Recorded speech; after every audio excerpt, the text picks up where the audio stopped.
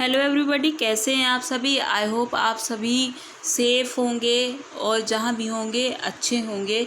तो मैं एक चीज़ आपको बताने जा रही हूँ आज। एसबीआई क्लर्क मेंस से रिलेटेड ही है ये वीडियो, क्योंकि इसमें मैं नॉर्मलाइजेशन जो कि एक बहुत बड़ा डिस्कशन है कैंडिडेट्स के बीच में, तो उसके बारे में मैं आपको बताने जा रही हूँ कि आखिर जो नॉर्मलाइजेशन है वो क्या असर करने वाला है एसबीआई क्लर्क मेंस के रिज़ल्ट में।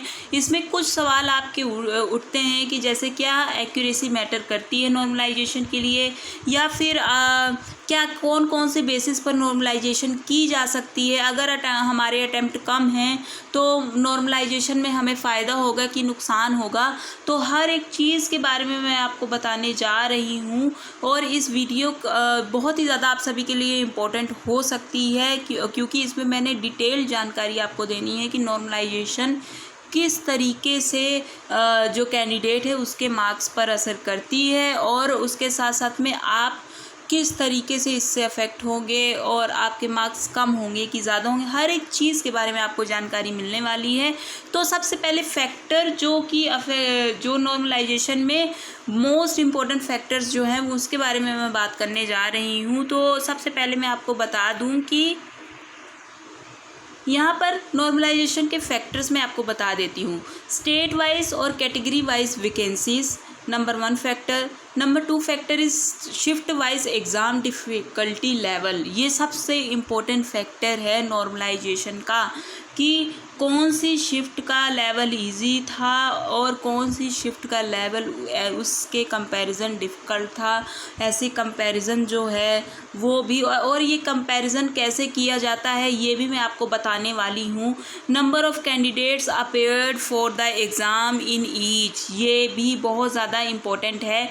इसका मैं आप सभी को बता देती हूँ कि ये क्यों इम्पोर्टेंट है, क्योंकि इसका आपने डेमो IBPS PO मेंस के एग्ज़ाम में देख ही लिया है कि भले ही शिफ्ट टफ आई थी, सेकंड शिफ्ट और फर्स्ट शिफ्ट कैसे किया, लेकिन नॉर्मलाइजेशन किस तरीके से किया गया according to number of candidates. तो ये नॉर्मलाइजेशन में ये भी मैटर करता है। अब मैं आपको बताने जा रही हूँ कि क्या एक्यूरेसी मैटर करेगी नॉर्मलाइजेशन में। देखिए, डायरेक्टली तो नॉर्मलाइजेशन में एक्यूरेसी मैटर नहीं करती है, लेकिन इनडायरेक्टली करती है। अब ये कैसे, मैं आपको एक चीज़ बताना चाहती हूँ कि अगर कोई, मैं आपको 2 कैंडिडेट्स का उदाहरण देती हूँ। एक कैंडिडेट है सेम शिफ्ट में, ओके। तो सेम शिफ्ट में 2 कैंडिडेट हैं, ओके।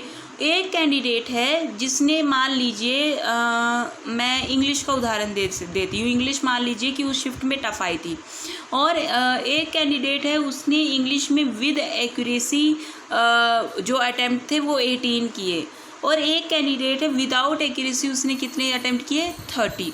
तो जिसने विद एक्यूरेसी 18 किए और जिसने विदाउट एक्यूरेसी कितने किए, मतलब उसकी एक्यूरेसी 100% भी नहीं थी, 90 आई थिंक। मान लो कि जो नंबर 1 कैंडिडेट जिसने 18 किए उसने 95% एक्यूरेसी रखी, मतलब अच्छी खासी एक्यूरेसी रखी। और जो दूसरा कैंडिडेट था उसने क्या किया कि उसने 70% एक्यूरेसी रखी, 70% एक्यूरेसी रख दी, ओके। अब क्या होगा, अब यही होगा ना कि अगर उसने एक्यूरेसी 70% रखी तो उसने, मतलब जो उसके मार्क्स हैं वो डायरेक्टली लो तो होंगे ही। अब नॉर्मलाइजेशन में जिसने अच्छी खासी एक्यूरेसी रखी थी उसके, मान लीजिए किसी ने 18 क्वेश्चन किसी भी टॉपिक में किए और उसके 18 सही हैं, और किसी ने 30 कर दिए लेकिन उसके 15 गलत हो गए, ठीक है। 18 सही है, 30 किए, 15 गलत हो गए, ठीक है। अब 15 मार्क्स के मार्क्स कटेंगे पहले, जो भी, क्योंकि नेगेटिव मार्किंग तो होती है। तो 15 में से कितने, आई थिंक 3.75 मार्क्स कम होने चाहिए, है ना। तो कितना बनेगा फिर वो बनेगा आई थिंक 11.25, हाँ 11.25 बना। और किसी ने 18 अटैम्प्ट किए लेकिन विद 100% एक्यूरेसी अटैम्प्ट की। अब इसमें मैं एक चीज़ आपको एग्जांपल ये दे रही हूँ कि वो शिफ्ट टफ आई थी, और उसमें क्या होगा फिर, उसमें यही होगा ना कि जो टफ आई थी तो अगर उसके मार्क्स इंक्रीज़ होंगे, तो जिसके 18 आउट ऑफ 18 आए तो उसके नॉर्मलाइजेशन में 5 मार्क्स का इंक्रीमेंट हुआ। तो 5 मार्क्स का इंक्रीमेंट होगा तो 23 मार्क्स उसके बन गए, और जिसके 11.2 तो उसका भी 5 मार्क्स, लेकिन उसके मार्क्स कितने बन रहे हैं, 16 बन रहे हैं। तो नॉर्मलाइजेशन में फ़ायदा किसको हुआ, फ़ायदा तो डायरेक्टली जिसने एक्यूरेसी मेंटेन कर, क्योंकि उसका अब उसने घबराहट में भी गलत नहीं किए। डिफ़िकल्ट आया था तो उसने ये सोचा, दिमाग में ये लगाया कि अगर डिफ़िकल्ट आया तो सबके लिए डिफ़िकल्ट आया था, मुझे अपनी एक्यूरेसी नहीं डगमगानी है, मुझे प्रेशर में आके सारे क्वेश्चन टिक नहीं करने हैं। तो उसके डायरेक्टली उसके मार्क्स इंक्रीज़ हुए, 18 का करके आया, उसके 23 हो गए। और जो एक्यूरेसी बिगाड़ कर आया उसके भी मार्क्स इंक्रीज़ हुए, लेकिन उसकी एक्यूरेसी के कारण मार्क्स उसके कम हो गए। तो क्या हुआ, सिलेक्शन किसका होगा, जिसने एक्यूरेसी मेंटेन करके रखी थी। तो अब आपको एक्यूरेसी का फंडा समझ में आएगा कि एक्यूरेसी आखिर मैटर क्यों करती है। एक्यूरेसी सिर्फ नॉर्मलाइजेशन में नहीं, सिलेक्शन के लिए भी मैटर करती है, क्योंकि उसमें आपका सिलेक्शन के चांसेस बढ़ जाते हैं। आप जो क्वेश्चंस करके आते हैं तो करेक्ट करके आते हैं, इसलिए आपके गलत नहीं होंगे, तो आपके सिलेक्शन के चांस बढ़ेंगे। और उसमें आपको माइंड में भी आपके रहता है कि नहीं, इतने तो मैं सही करके आया या आई हूँ, ये तो आपके माइंड में रहेगा ही रहेगा। और आप घर में भी कॉन्फिडेंस, एग्ज़ाम दे करके आएंगे जब वापस, तो आप कॉन्फिडेंस इतना आपके पास रहेगा कि नहीं, मैंने मतलब किया है, इतना तो मैं करके ही आया हूँ। तो ये चीज़ का मैं आपको बता रही हूँ। ओके, अब आपको नॉर्मलाइजेशन में एक्यूरेसी का पता चल गया होगा। अब बात करते हैं स्टेट वाइज और कैटेगरी वाइज वैकेंसीज। नॉर्मलाइजेशन में स्टेट वाइज और कैटेगरी वाइज वैकेंसीज जो हैं वो कैसे मैटर करती हैं, वो इस तरीके से मैटर करती हैं कि अगर जो कट ऑफ जाएगी, मान लीजिए किसी स्टेट का बहुत ज़्यादा मतलब वैकेंसीज हैं, मैं एक चीज़ आपको एग्जांपल में बता रही हूँ, क्योंकि जो ये स्टेट वाइज एग्ज़ाम्स होते हैं ना, जो जिसमें कट ऑफ स्टेट वाइज रहती है, उसमें यही रहता है कि अगर आपकी स्टेट की वैकेंसीज बहुत ज़्यादा है तो उनको नंबर ऑफ़ कैंडिडेट्स भी तो उतने चाहिए ना। और अगर उतना कोई स्कोर ही नहीं कर पा रहा है जितनी लास्ट ईयर की कट ऑफ गई थी, तो फिर उनको क्या करना पड़ेगा, नॉर्मलाइजेशन से या तो कट ऑफ अगर उतनी ही रखेंगे तो इंक्रीज़ करने पड़ेंगे मार्क्स, या तो फिर उनको क्या करना पड़ेगा कि अपनी कट ऑफ कम करनी पड़ेगी। तो ये चीज़ें जो हैं हाँ जो मैटर करती हैं, नंबर ऑफ़ कैंडिडेट बहुत ज़्यादा मैटर करते हैं। आई होप सो कि जो number of candidates her shift में थे वो बराबर हों, क्योंकि अगर वो बराबर नहीं होंगे तो इसमें बहुत ज़्यादा, आई थिंक कि बहुत ज़्यादा मतलब कैंडिडेट्स को इसका नुकसान होता है अगर कैंडिडेट्स ही बराबर के ना हो। थोड़ा बहुत चलता है लेकिन बहुत ज़्यादा गैप ना हो। और shift wise exam difficulty level, ये तो आपको पता ही है कि shift wise exam difficulty level matter करता है। नॉर्मलाइजेशन भी उसी के बेसिस पे होती है। पर आप अब सोचेंगे कि क्या section wise normalization SBI clerk के एग्ज़ाम में होगी, तो मैं ये चीज़ भी आपको बता देती हूँ कि एसबीआई क्लर्क के एग्ज़ाम में सेक्शन वाइज नॉर्मलाइजेशन क्यों नहीं होगी। होगी इसलिए होगी कि मान लीजिए आप ओवरऑल अटेम्प्ट्स पर मत जाइए कि ओवरऑल कितना अटेम्प्ट हुआ। किसी ने, हो सकता है कि कोई किसी का सेक्शन डिफ़िकल्ट आया था लेकिन बाकी जो सेक्शंस हैं वो इजी आ गए, ठीक है, तो उन्होंने उन सेक्शंस पर खींच लिया, बहुत ज़्यादा मार्क्स खींच लिया। लेकिन जो 2A ऐसे तो नहीं कर सकते ना। आप देखिए जीए जो है, जीए में कोई ही अच्छा खासा नंबर, क्योंकि मोस्ट ऑफ द जो कैंडिडेट्स होते हैं वो जीए में इतना अच्छा मार्क्स नहीं लेके आ पाते हैं, ठीक है। वो कोई 1-2 कैंडिडेट मान लीजिए कि वो उनकी इतना ज़्यादा उन्होंने कि बहुत ज़्यादा ऐसे मार्क्स ले आए। नहीं तो जीए में ऐसा होता ही है कि मार्क्स एक्यूरेसी बिगड़ती है कैंडिडेट्स की। तो इसमें मैं ये चीज़ आपको बताने जा रही हूँ कि मान लीजिए कि किसी का जीए टफ आया था, ठीक है, अब उसको जीए टफ आया था और किसी का मान लीजिए कि रीजनिंग टफ आया था। अब एक्यूरेसी के चांसेस कौन से एग्ज़ाम में हैं? एक्यूरेसी के चांसेस रीजनिंग में हैं और एक्यूरेसी के चांसेस जीए में नहीं हैं। तो जीए अगर टफ आया था, अगर जीए का टफ आया था तो उसका क्या होगा, उसका डायरेक्टली जो नंबर ऑफ़ अटैम्प्ट्स है वो तो कम ही हो जाएंगे। लेकिन अगर रीजनिंग का टफ आया था, अब इसमें मार्क्स डिस्ट्रीब्यूशन भी तो देखे जाते हैं। अगर कोई सब्जेक्ट है वो 70 मार्क्स का है, मान लो 60 मार्क्स का है, उस 60 मार्क्स में से वो कोई जो कैंडिडेट्स हैं वो 10-12 क्वेश्चन ही कर पा रहे हैं, ठीक है। और अटैम्प्ट किसी और शिफ्ट में वो 60 मार्क्स में से 30+ लेके आ रहे हैं तो मैं ये चीज़ आपको समझाने की कोशिश कर रही हूँ कि ऐसे जो अगर सेक्शन वाइज भी नॉर्मलाइजेशन होगी, इसमें ये नहीं है, हर एक सेक्शन को देखा जाता है कि अच्छा कौन सी शिफ्ट का कौन सा सेक्शन इजी आया था, कौन सा सेक्शन डुएबल आया था, कहाँ से ज़्यादा नंबर फेच किए जा सकते थे। हर एक चीज़ का बिल्कुल एनालाइज करने के बाद ही नॉर्मलाइजेशन होती है। और इसमें अगर कोई कैंडिडेट कमेंट करे कि नहीं एक्यूरेसी मैटर नहीं करती है, तो एक्यूरेसी डायरेक्टली मैटर नहीं करती, लेकिन मैंने आपको एग्जांपल दे के समझाया है कि एक्यूरेसी किस तरीके से मैटर करती है नॉर्मलाइजेशन में। और अगर आपके मार्क्स इंक्रीज़ होते हैं, आपकी शिफ्ट डिफ़िकल्टी, तो अगर आपकी एक्यूरेसी है तो आपको फ़ायदा होगा, लेकिन आपकी एक्यूरेसी नहीं है तो आपको मार्क्स तो बढ़ेंगे लेकिन आपको फ़ायदा कुछ नहीं होगा, क्योंकि आपने एक्यूरेसी बिगाड़ कर अपने मार्क्स रिड्यूस कर लिए।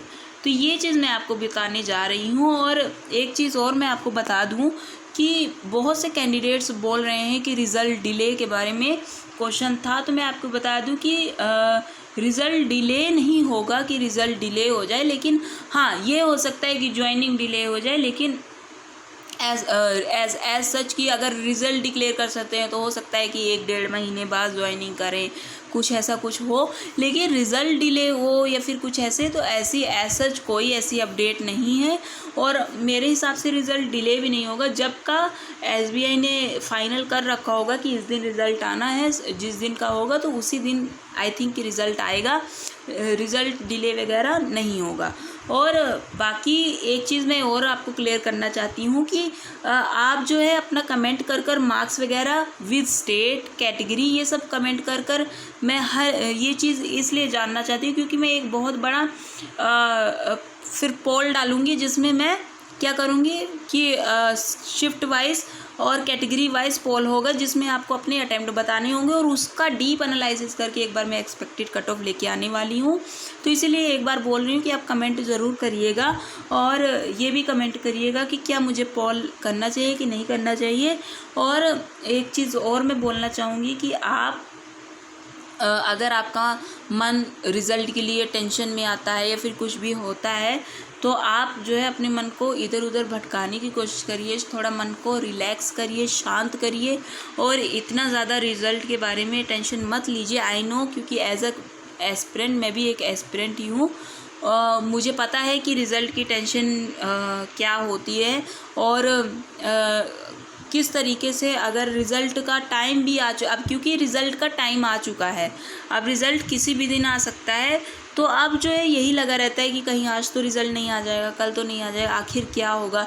कभी कभार पढ़ने का भी दिल नहीं करेगा, कुछ भी करने का, क्योंकि एक जो होता है ना कि हम यही लगता है कि शायद एक होप जो होती है किसी चीज़ को लेकर के, तो वही लगता है और कि शायद अगर हो जाए तो ये सब चीज़ों के कारण क्या होता है कि हमारा दूसरे काम करने में भी मन नहीं लगता, पढ़ाई करने में भी मन नहीं लगता, बस सारा दिन रिज़ल्ट रिज़ल्ट रिज़ल्ट यही दिमाग में चलता रहता है। ये एक आई नो कि हमेशा ऐसा ही होता है, लेकिन एक चीज़ मैं आपको बताना चाहती हूँ कि अगर आपका एक मैं अंदाज़ा पहले भी मैं आपको एक्सपेक्टेड कट ऑफ बता चुकी थी, लेकिन अगर आपने विद एक्यूरेसी, आप मान लीजिए, मैं अटैम्प्ट नहीं बोलने वाली हूँ, मैं यही बोल रही हूँ उन स्टेट्स की मैं बात करने जा रही हूँ जिसमें लास्ट ईयर से बहुत ज़्यादा, मतलब 2 टाइम्स 3 टाइम्स 4 टाइम 10 टाइम जिनमें वैकेंसी ज़्यादा हैं, उनकी मैं बात कर रही हूँ कि अगर आपके मार्क्स आप एक्सपेक्ट कर रहे हैं 70 प्लस, तो आपको होप रखनी चाहिए कि आपका हो सकता है कि जिन्होंने 75 प्लस जो एक्सपेक्ट कर रहे हैं 80 75 प्लस, उनका तो सिलेक्शन के चांसेस बहुत ज़्यादा हैं, लेकिन जो 70 प्लस एक्सपेक्ट कर रहे हैं तो उनको भी एक होप रखनी चाहिए। लेकिन जो 70 से कम एक्सपेक्ट कर रहे हैं अपने मार्क्स, तो उनके लिए मैं बोल रही हूँ, जनरल कैटेगरी वालों के लिए बोल रही हूँ कि फिर आपको क्या करना चाहिए कि थोड़ा सा पढ़ाई में भी ध्यान देना चाहिए, RRB के एग्ज़ाम में भी ध्यान देना चाहिए। मैं यही सलाह आपको दूंगी। और जो कि 75 प्लस एक्सपेक्ट कर रहे हैं, तो उनका चांसेस बहुत ज़्यादा है सिलेक्शन की। मैं उन्हीं स्टेट्स की बात कर रही हूँ जहाँ पर वैकेंसी अच्छी खासी है, और जिन स्टेट्स में वैकेंसी लास्ट ईयर से कम है, फिर लास्ट ईयर जैसी हैं, तो उनको लास्ट ईयर जैसी तो मैं कट ऑफ नहीं बोलूँगी, क्योंकि जो लेवल था एग्ज़ाम का उसमें बहुत ज़्यादा वेरिएशन थी। तो मैं लास्ट ईयर जैसी कट ऑफ तो नहीं बोलूँगी, लेकिन ये बोलूँगी कि उनको फिर भी उनका अगर 75 प्लस उनको लग रहा है, मतलब 80 से ±2 या फिर लास्ट ईयर से -2 आप करके रखो कि अगर लग रहा है कि लास्ट ईयर से आपके -2 जो लास्ट ईयर की कट ऑफ है उससे -2 -3 मार्क्स तक भी बन रहे हैं सब काट कूट कर, तो आपको सोचना चाहिए कि आपका सिलेक्शन हो सकता है। और बाकी जिनका उन स्टेट्स में अगर 75 से कम मार्क्स उनके बन रहे तो उनको भी पढ़ना चाहिए, पढ़ाई अपनी जारी रखनी चाहिए। और एक चीज़ मैं और बोलना चाहूँगी, कुछ कैंडिडेट्स बोल रहे थे कि क्या हमें प्लान बी भी रखना चाहिए।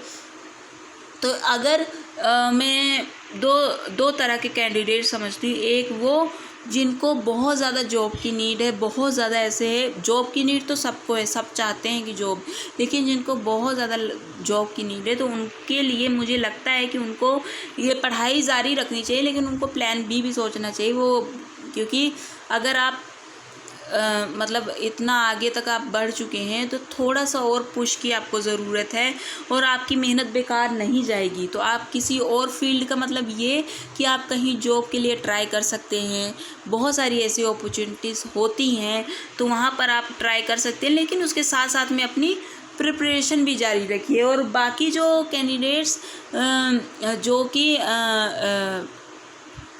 लग रहा है उनको कि नहीं अभी हम 1-2 साल तक और मतलब प्रिपरेशन कर सकते हैं, मतलब नेक्स्ट ईयर तक 1-2 साल तो चलो छोड़ो, नेक्स्ट ईयर की अभी और प्रिपरेशन कर सकते हैं, तो वो अपनी प्रिपरेशन जारी रख सकते हैं। लेकिन जिनको बहुत ज़्यादा लगता है कि नहीं अब तो उनको प्लान बी के बारे में सोचना है, लेकिन प्रिपरेशन नहीं छोड़नी चाहिए। इसलिए नहीं छोड़नी चाहिए क्योंकि अगर हम 1-2 मार्क्स से रह जाते हैं, पॉइंट्स से रह जाते हैं, तो अब हमें इतनी बहुत कमी नहीं रह गई, बस थोड़ा सा और मेहनत की ज़रूरत है, फिर सिलेक्शन कहीं भी नहीं गया है।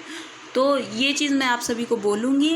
और एक चीज़ और कि ऑल द बेस्ट, जब भी रिज़ल्ट आएगा, रिज़ल्ट वैसे मुझे लग रहा है कि ये जो ये 20 से पहले रिज़ल्ट आ जाना चाहिए। मुझे तो यही लग रहा है कि 15 से पहले ही रिज़ल्ट आ जाएगा, लेकिन क्या अब वो SBI है तो इसमें ये भी बोल सकते हैं कि रिज़ल्ट का है कि 20 से पहले आ जाना चाहिए, पर अब कब आता है कब नहीं, ये थोड़ा सा क्वेश्चन मार्क टाइप अब बन रहा है थोड़ा सा, क्योंकि रिज़ल्ट किसी भी टाइम आ सकता है, कोई ज़रूरी नहीं है, हो सकता है कल आ जाए, परसों आ जाए, तो अनएक्सपेक्टेड चीज़ भी हो जाती है। क्योंकि SBI प्रीलिम्स का हमने जैसे कि देखा था कि विदिन 1 वीक रिज़ल्ट आउट हो गया था, तो SBI कुछ भी कर सकता है, रिज़ल्ट आ भी सकता है, हो सकता है कि 1-2 दिन में ही रिज़ल्ट आ जाए, तो anything can happen. So you should prepare yourself कि अगर रिज़ल्ट जैसा भी आए हमको उतना प्रिपरेशन रखनी चाहिए अपने माइंड में कि नहीं अगर अच्छा आता है तो वेल एंड गुड ज्वाइन करेंगे, अगर अच्छा नहीं आता है तो आगे का सोचेंगे, और क्योंकि ये करना ही पड़ेगा, it's a part of the examination. तो बस यही मैंने बोलना था। बाकी आप सभी आई नो कि इतना बहुत ज़्यादा हमारा पता है क्या होता है। एक चीज़ मैं आपको बताना चाहती हूँ कि जब भी आपकी प्रिपरेशन 2-3 साल की हो जाती है ना, तो आप यूज्ड टू हो जाते हो। आपको कोई रिज़ल्ट मतलब फाइनल रिज़ल्ट में तो प्री में तो नहीं, फाइनल रिज़ल्ट में तो दुख लगता है। इसलिए लगता है अगर आपके कुछ पॉइंट से रह जाए, बहुत ज़्यादा दुख लगता है, लेकिन आप मूव ऑन कर जाते हो। लेकिन जो स्टार्टिंग में होते हैं वो उनको थोड़ा सा टाइम लगता है मूव ऑन करने में और आगे बढ़ने में, क्योंकि आप जो होता है वो यूज़ टू हो चुके थे, वो गुजर चुके होते हैं। जैसे कि अगर प्री का रिज़ल्ट फर्स्ट टाइम अगर आप क्लियर करते हो तो कितना ज़्यादा खुशी हो, लेकिन आप 10 बार 12 बार बहुत सारे प्री क्लियर कर चुके होते हो, तो फिर जब प्री का रिज़ल्ट आता है तो आप इतना ज़्यादा खुश नहीं होते। फाइनल का ही इंतज़ार आपको होता है कि नहीं फाइनल रिज़ल्ट आए तब मज़ा आए। तो यही चीज़ होती है। बाकी जो भी आएगा अच्छा रिज़ल्ट आएगा। आई होप सो कि अच्छा रिज़ल्ट आए, हम सभी का रिज़ल्ट आए। मैं भी इंतज़ार कर रही हूँ, मेरे भी दिमाग में टेंशन रहती है, मैं आप सभी को समझ सकती हूँ। बस आपको कमेंट कर बताना है कि क्या आपका अटेम्प्ट था, कैटेगरी, स्टेट, सब कुछ। सो बस यही बोलना था। Thank you all.